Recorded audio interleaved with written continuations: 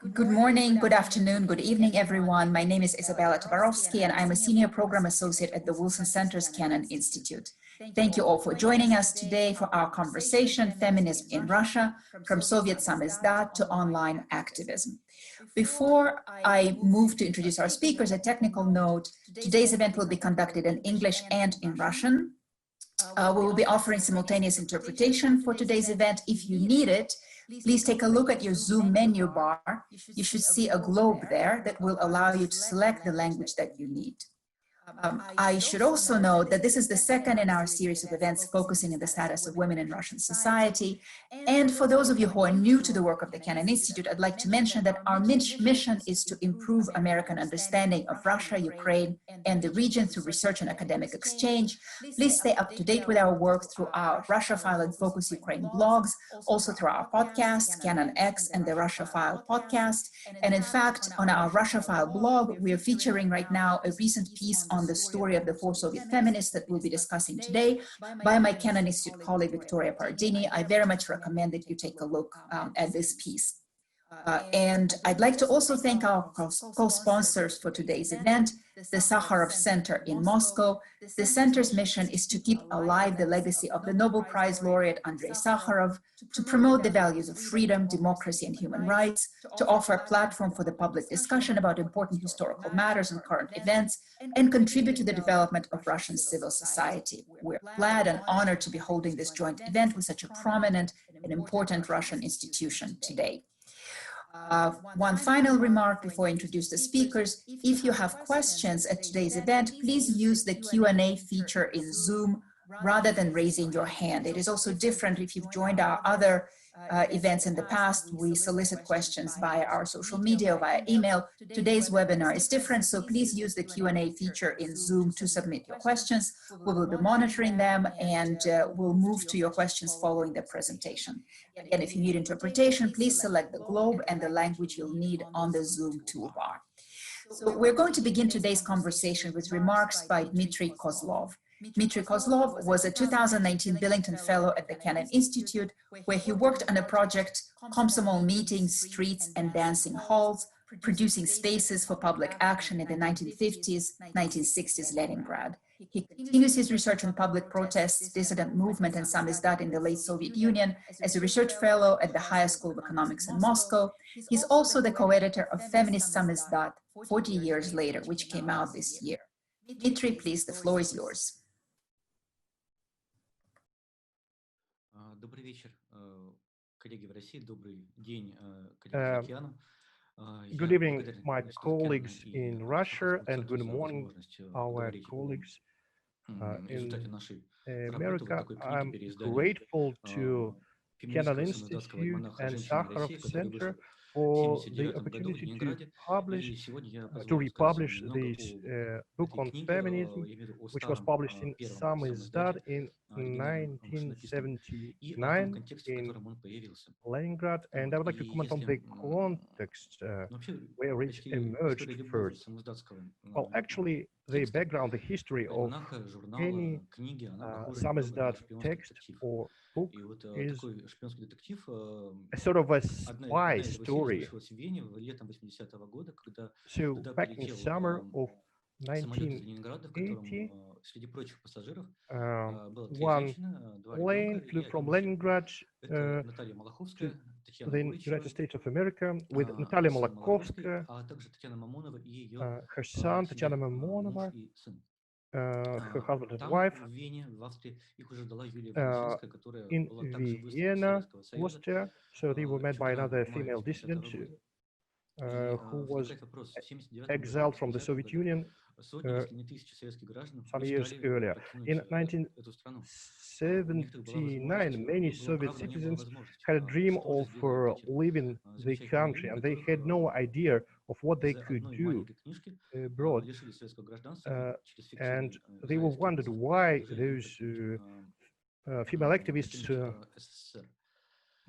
were urged to leave the Soviet Union after publishing a tiny book. So this is what I would like to tell you about. So Yulia Voznesenska, their colleague, and many other correspondents, members of Western NGOs and representatives of the third wave of Soviet emigrations welcomed them. And they already knew about this book. So it all started back in August 1979. And later on, in 1980, Voznesenska and Malakhovska were sort of rock stars. So they spoke at conferences representing Soviet dissidents. So this was the main reason why the Soviet government, after the Afghan war started and the boycott campaign which followed,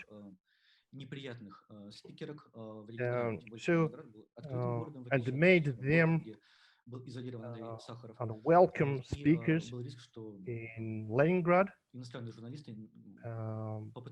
There was risk that foreign journalists would try to help the dissidents. So, but actually, the female dissidents could leave. So, this story of what happened back then is not finished, and we need more evidence, historical, and historians and philologists from both sides of the ocean still have the chance to make new discoveries. So in July 1978, the three main editors-in-chief, Tatiana Monova, Tatiana Goricheva, and Natalia Malakhovska, so they published their own texts, and they found other authors like Yulia Voznesenska, who just came back from prison, so she took part in actions by Leningrad artists, and there were other wonderful women like Helena Schwartz, a poetess from Leningrad, and others. Well, it was also sort of a spy story. What happened next? It's a tiny book of 120 pages, handwritten. So, but it was a collection of texts covering topics which were not discussed in official Soviet editions. So we had magazines like Krestyanka Peasant or Работница Female Worker, official magazines for Soviet females, but this almanac also covered such topics as shortage of consumer goods, including food products, and also it spoke about women that carried the burden for raising children and caring about sick relatives. It spoke about horrible conditions in some maternity clinics and also abortion centers, about the situation of women in prison, for what happened to women and young girls who found themselves behind the grids after committing some minor crimes. And, unlike official magazines for females, so Samizdat happened to be the side where a woman found freedom, but there were some problems which were ignored. However, by 1979, Samizdat was no longer a toy, a little toy for small groups of dissidents and underground poets, but it rather was a wide network uniting a number of editorials which could ignore Soviet censorship.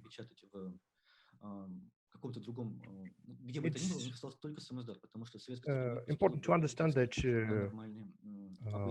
our protagonists could only publish their text in Samizdat, unlike today's activists, which actually make publications because online, because it's cool, because it's quick. So 45 years ago, their colleagues didn't have a similar opportunity.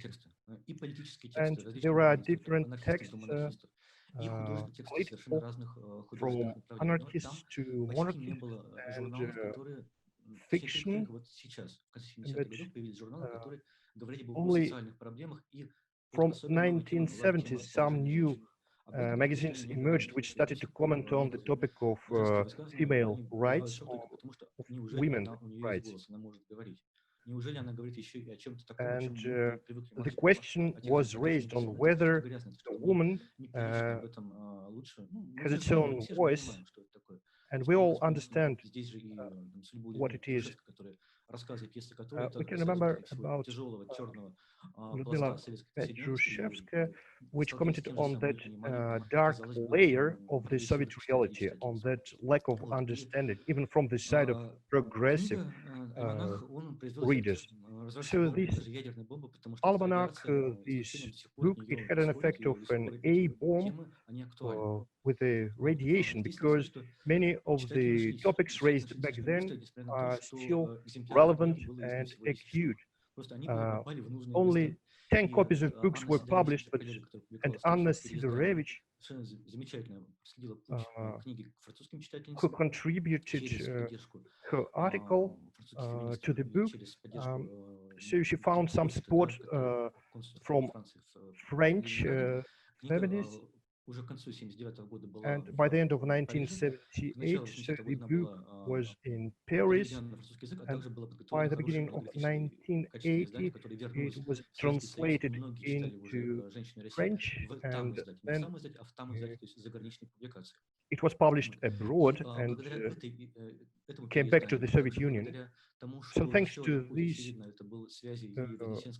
republication, and also the connection between Yulia Voznesenskaya and the People's and Labor Union and rightist organizations based in Munich, Germany. So the audience of the book really broadened. There was also Continent, a magazine in Paris, Russian Third, news from the Soviet Union, and a lot of French, German, British magazines, from tiny niche editions to magazines republished many of the texts, and our heroines became true stars after that. So they could overcome two borders, the border represented by the official censorship, and also the one related to the understanding. And we need to understand the background of all these women. So they were raised in the context of Leningrad's culture, and Tatiana Goracheva was the editor-in-chief of a religious and philosophical magazine in Leningrad, 77. So Tatiana Mamonova took part in large exhibitions of non-conformist artists in 1970s.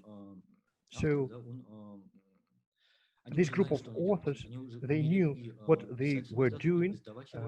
They had the experience of writing to Samizdat and publishing their articles. And another little remark, once you begin to discuss the topic, there is a question on if there were really just 10 women in the Soviet Union. So later on, the magazine titled Maria emerged in Leningrad, but there is a question, if they were the only 10 women in Leningrad, and the answer is yes. So they were the first to be behind the publication of the first women's magazine. And later on, well, of course, there were similar ideas expressed before. So the generation of historians and philologists, they analyzed and found out that the texts were actually different. So they were focused on the problems that existed in the Soviet Republic. So there was a magazine called Aushra in Lithuania, published by the author. So it was called Simple Soviet Woman. So there were texts about labor camps in the Soviet Union, and Evgenia Ginsburg was one of the major authors. And we had texts having to do with the social situation of women on free medical aid. So some of the texts are lost in the archives, texts on emancipation, and I believe that there are some other texts and authors we need to look for them and to realize what was the environment around the women, on who was involved in this struggle, but who couldn't actually publish their text. I think that historians need to analyze and try to find other female voices. So I would like to encourage you that you should focus on other heroines of the time. So, and finishing my small presentation, I'd like to conclude that in spite of the fact that we had Samizdat and we had wonderful female activists, everything was accumulated in just one place. Samizdat and Woman and Russia. So it was just more than sum of components, but it was actually a breakthrough which allowed the society to get to a new level. And the reality, as expressed 40 years ago, showed that it's a true evidence of what happened back then in the Soviet society. So now to move to Valerie Sperling, but before I introduce her, just a reminder that if you have questions, please use the Q&A feature in Zoom, and we will be monitoring the Q&A throughout the event, and we'll move to your questions following the presentations. Now, on to Valerie Sperling, who is Professor of Political Science at Clark University.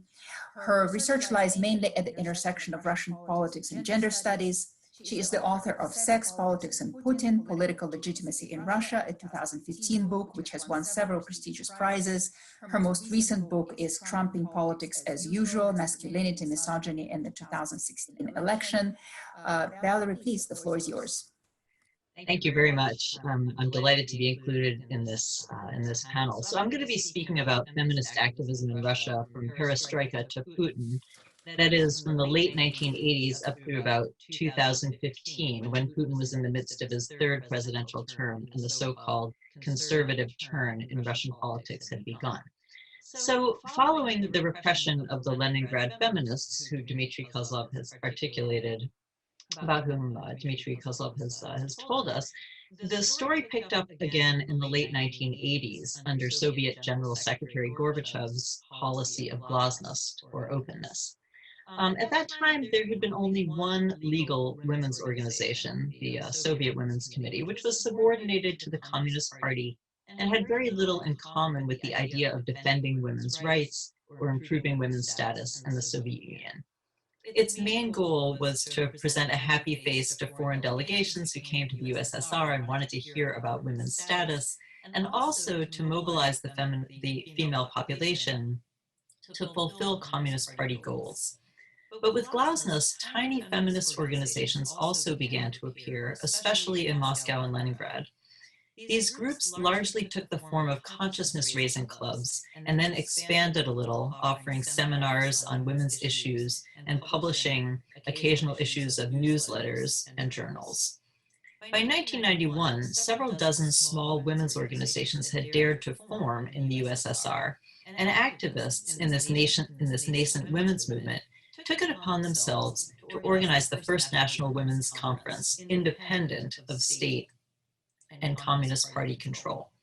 The conference was called the First Independent Women's Forum, and it was held in March 1991 in Dubna, a town outside of Moscow, where more than 200 women gathered for the event.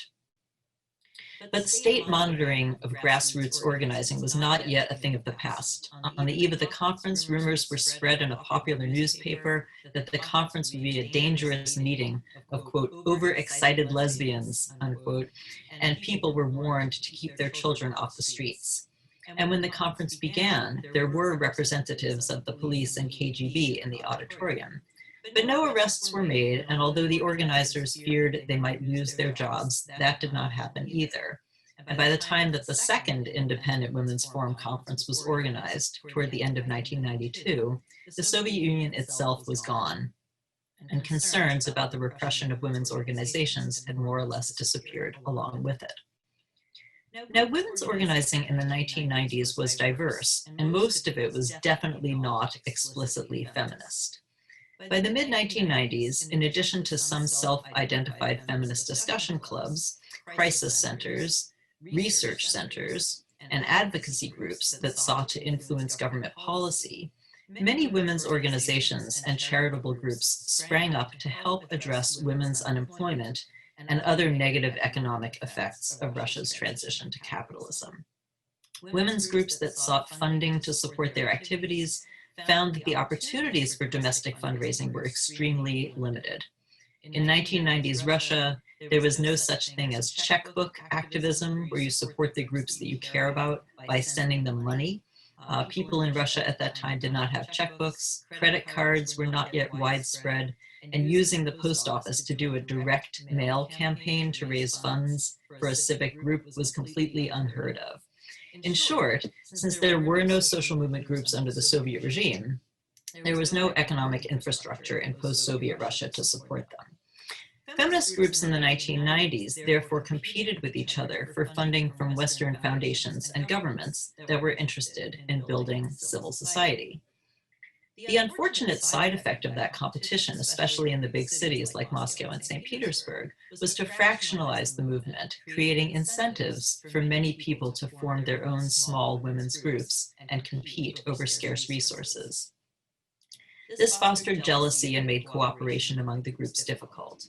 In order to win grants, organizations had to show their foreign donors successful, measurable outcomes, which in turn made the organization of women's conferences and seminars a priority rather than public protest against gender discrimination or outreach to potential constituents and efforts to build a grassroots feminist movement. By the end of the 1990s, with foreign funding for Russian civil society drying up, many groups became inactive. And as the 21st century began and the relative political freedom of the 1990s began to recede into the past, feminist organizing declined. The first decade of the 21st century changed a number of factors for social movement organizing in Russia, the most important of which was the rise of the internet. This was a means of communication and a new organizational tool. Feminists took advantage of these opportunities, starting websites and discussion boards on Russia's new social media platforms. By 2010, feminist activism looked quite different than it had in the first post-Soviet decade. So what kinds of actions were feminists doing in Russia during Putin's first 15 years in power? The Putin-era wave of Russian feminist activism in the public space started in 2010 after a young male artist in Moscow had raped a young woman. And this was reported, and he went to jail. And while in jail, he was awarded a prize for moral support by a chic Moscow art gallery. And feminists then organized a protest and awarded the gallery a prize for amoral support. That kicked off a new wave of street actions, public protests by feminists in Russia over the next few years. They objected to sexist advertising. They objected to violence against women. They protested for LGBTQ rights and joined anti-Putin protest marches. They also protested for reproductive choice, a campaign that accelerated in 2011 when a number of restrictions on abortion were proposed. Now, one group at that time also started a Sexist of the Year competition where prizes were virtually awarded to public figures in Russia who make sexist remarks. In 2014, one of the prizes went to a man named Yegor Khalmogorov, who's a pundit in Russia, and he said, in a way that now seems weirdly relevant, quote, "When we take over America, the first thing we'll do is pass a secret decree giving American men who hear the word sexism permission to punch whoever says it in the face. And for those who tell me that it's not proper to punch women in the face, I'll say that as soon as a woman pronounces the word sexism, she ceases to be a woman and becomes a second-class object." Unlike the situation with the Russian women's movement in the 1990s, during Putin's third presidential term, feminists continued to organize small rallies, especially around International Women's Day in March. And for the most part, those gatherings were permitted to occur. Although in March 2013, a feminist rally in Moscow was disrupted by Russian Orthodox Church activists who shouted at the speakers at the rally, calling them perverts and Satanists, and even squirting syringes filled with what they said was urine at the women speaking at the rally. And police took away the women's leaflets and a banner that said "Feminism is liberation," and arrested some of the feminists at the rally as well. So that was a worrisome development that provoked some activists to retreat. Feminists did go on publicly protesting, though. Just for example, on May 1st, May Day 2015, a very lively and colorful feminist contingent joined the annual labor rights rally in St. Petersburg. Among other things, they brought posters drawing attention to a spate of advertisements plastered on the walls and spray painted on the sidewalks of St. Petersburg, offering wife for an hour services. They brought posters noting that women and men are simply functional for the state, in that women produce babies and men are recruited to die in wars. And they brought a clever see-through banner objecting to the glass ceiling that makes women's promotion in the workplace so difficult. Now, the most well-known self-identified feminist group in Russia of that era is or was undoubtedly Pussy Riot. And I'm not going to say much about them per se, because I think many of us are already familiar with their experience. Just as a reminder, though, Pussy Riot is the group of young women in balaclavas who in February 2012 went into Moscow's Cathedral of Christ the Savior and sang about 40 seconds of an anti-Putin song that they had written before being bodily removed from the premises. 3 of the group were caught and jailed a few weeks later. Ekaterina Samutsevich appealed her sentence successfully and was released on probation in October of that year, while Nadia Tolokonnikova and Masha Alyokhina remained imprisoned until they were released 2 months ahead of schedule in December 2013 before the Sochi Olympics. And likewise, the most obvious example of repression against self-declared feminists in Russia during Putin's first several terms in power was the punishment Pussy Riot received for their punk prayer and their other public criticisms of the Putin regime. Interestingly, the judge in Pussy Riot's trial focused on the group's feminism, and in fact, I would argue that she sentenced the 3 young women to prison, in effect, for being feminists. When they were sentenced to jail, the crime was technically hooliganism motivated by religious hatred. In other words, they were sentenced for a hate crime against the Russian Orthodox religion. But in the judge's sentence, she claimed that Pussy Riot's belief in feminism was at the heart of their anti-religious beliefs, and thus was the motivator for their crime. Now, political repression hampered the activity of other women's groups in Russia, too, in Putin's third presidential term, especially in connection with the foreign agent laws and the general turn toward anti-American and anti-Western European sentiment by the administration. The foreign agent law has overtly targeted groups endorsing human rights and rule of law, and groups that the regime suspects might organize citizens in a way that could, however hypothetically, threaten the status quo of the existing regime. And at the time, the regime was paying some attention to women's organizations and was engaging in acts of repression, not only by making arrests at rallies like the International Women's Day demonstration that I mentioned earlier, but using the foreign agent law to target feminist groups, either to deprive them of their Western funding or to delegitimate them by forcing them to identify as foreign agents. Russia's foremost network of groups bringing attention to the widespread issue of domestic violence, the Anna Center, headquartered in Moscow, was among the civic groups labeled as a foreign agent, and its director has been subjected to threats and other unpleasantness. Beyond explicit repression, there is plenty of sexism at the state level, visible in various policy proposals, for example, from Duma Deputy Yelena Mizulina. Among her most appallingly sexist suggestions for new legislation during Putin's third term as president was a proposal in April 2015 that women should not have access to higher education until they have produced at least one child, because after receiving an education, as we all know, women become focused on their careers. As Mizulina put it, learning and studying science isn't for women. Women's job is to give birth to and raise children and leave the science and education to men. We need healthy, orthodox young women, not pale feminist geeks. As I'm sure that Ella Rossman will talk about, in recent years, the Russian state has gone on to enact patriarchal policies, including the partial decriminalization of domestic violence. So to conclude, I think that the Pussy Riot sentence and the repression of a variety of other women's groups in Russia and the feminist bashing that was going on by the Orthodox Church and by state officials like Mizulina as Putin's third presidential term got underway, what all that highlights and makes clear, I think, is that feminism is still somehow regarded as dangerous. And in my view, it's dangerous at least in part because feminism undermines the legitimation strategy of the regime. Putin's political legitimacy as a strong man or a tough guy, that political legitimacy rests on a socially constructed distinction between male and female, between masculinity and femininity, a distinction that feminism basically disrupts and dismisses. Without widespread accepted stereotypes about what constitutes masculinity and femininity, without sexism, which tells us that masculinity and those who embody it are and should be valued more highly than femininity, without that framework of understanding, you can't use the kind of political legitimation strategy that the Russian regime has been using under Putin. And feminism is dangerous precisely because it explicitly reveals and questions that patriarchal hierarchy where masculinity is valued over femininity.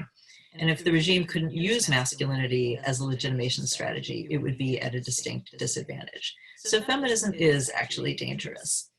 The fact that the Soviet regime so thoroughly repressed the feminist dissidents in Leningrad in the late Brezhnev era illustrated the regime's concern about feminist dissent.